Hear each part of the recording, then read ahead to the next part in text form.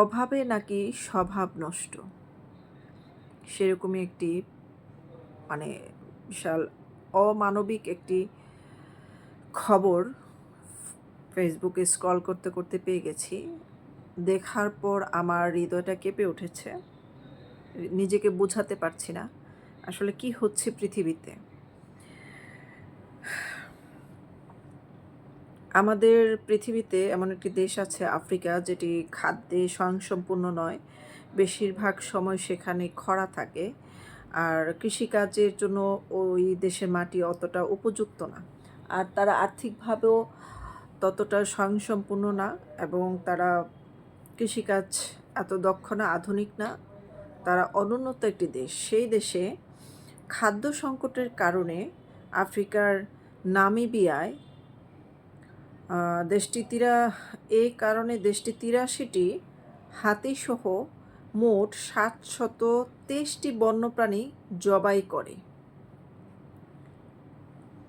৮৩টি হাতিসহ ৭২৩টি বন্যপ্রাণী জবাই করে খরাপীড়িত লোকদের মাঝে মাংস বিতরণ করার সিদ্ধান্ত নিয়েছে।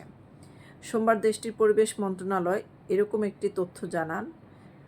তিনি পার্ক ও জনবসতিপূর্ণ যেসব অঞ্চলে প্রয়োজনীয় তুলনায় বেশি প্রাণী রয়েছে, সেখান থেকে এসব প্রাণীদের সংগ্রহ করা হবে এবং তা জবাই করে মাংস নাগরিকদের মাঝে বিতরণ করা হবে।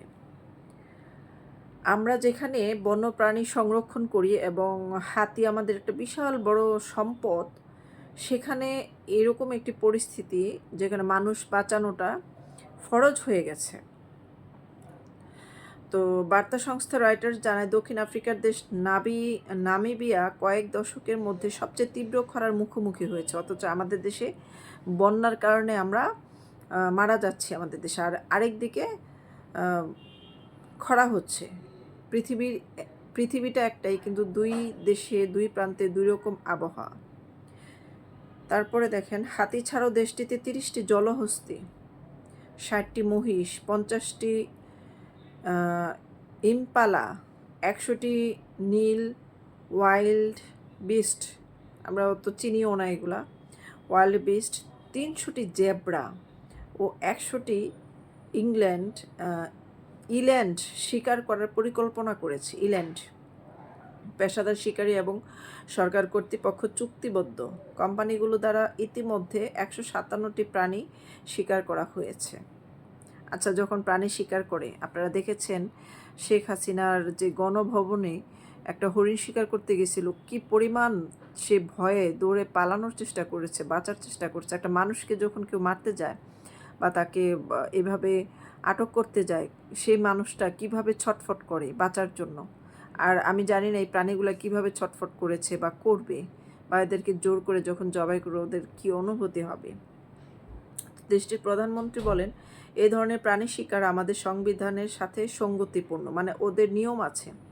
এটি আমাদের নাগরিকদের জন্য অত্যন্ত প্রয়োজনীয়। আমরা আমাদের প্রাকৃতিক সম্পদ আমাদের নাগরিকদের জন্য ব্যবহার করছি।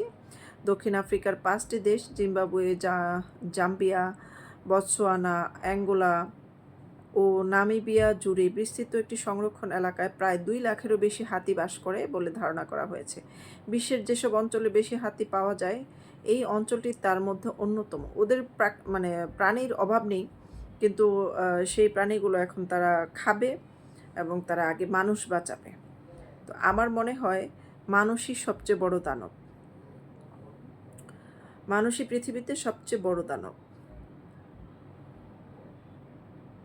আচ্ছা, জানি না কার কাছে কেমন লেগেছে। যদি আপনাদের কাছে এটি হৃদয় বিদারক একটি ঘটনা মনে হয়ে থাকে, কমেন্ট করে জানাবেন। এদের খাদ্য সংকট কিভাবে দূর করা যায় সেই বিষয়ে যদি পরামর্শ দেন, আমি সেটি নিয়ে আরেকটি লাইভ করব। এবং তাদেরকে বহির্বিশ্বের যারা খাদ্যে স্বয়ংসম্পূর্ণ তাদের কতটুকু হেল্প করা উচিত সেই বিষয়েও আপনারা আমাকে মতামত